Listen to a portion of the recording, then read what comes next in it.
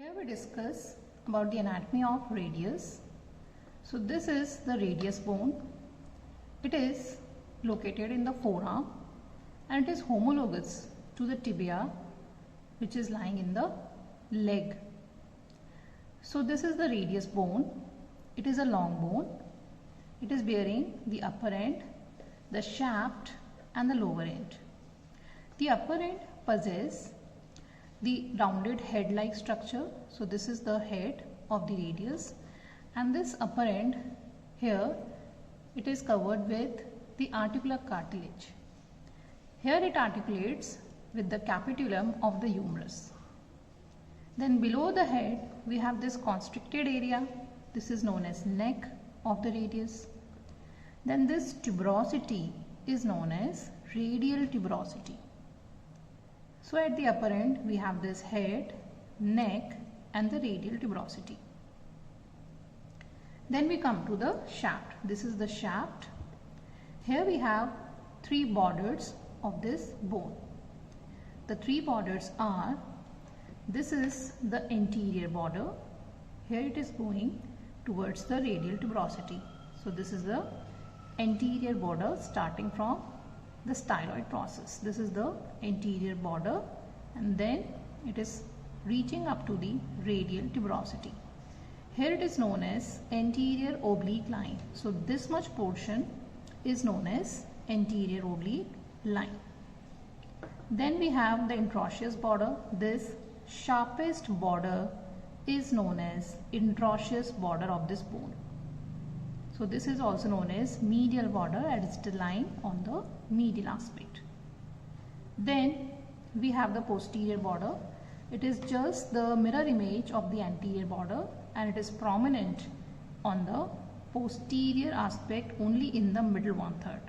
So this is the posterior border, which is prominent only in the middle 1/3 portion, as we can see in the bone. Then we have three surfaces, that is the anterior surface. This whole is the anterior surface lying between the anterior border and the interosseous border. So this is the anterior surface. Then we have the lateral surface. This is the lateral surface which is lying between anterior border and this posterior border. This is the lateral surface. Then we have posterior surface which is lying between this posterior border and this sharp interosseous border. This is the posterior surface. Then we come to the lower end of this bone. This is the lower end of this bone. It is expanded and it has a small process. This is known as styloid process. And on the medial aspect we have a notch for ulna. This is known as ulnar notch. Here the head of ulna articulates. Then this is the anterior surface of this lower end and this is the posterior surface at the lower end. At the posterior surface we have this small tubercle. This is known as dorsal tubercle. This is very important for site determination of this bone. So this is the dorsal tubercle, remember this. Then this is the inferior surface of the bone at the lower end. This inferior surface, as we can see, it can be divisible into the lateral triangular area and the medial quadrangular area. This lateral triangular area articulates with the scaphoid and this medial quadrangular area articulates with the lunate bone, and here it forms the wrist joint. So this is the anatomical feature of this bone. Then we come to the site determination.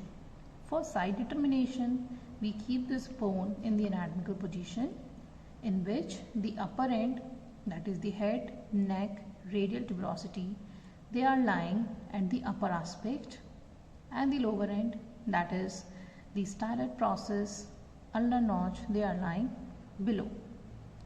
Then the medial aspect of this bone it can be judged by the radial tuberosity and the ulnar notch. So they are lying on the medially, as well as the interosseous border, which is the sharpest border, it is also lying on the medial aspect. So keep these structures close to the midline. Then the lateral aspect, it can be determined by the styloid process. Keep this styloid process on the lateral aspect.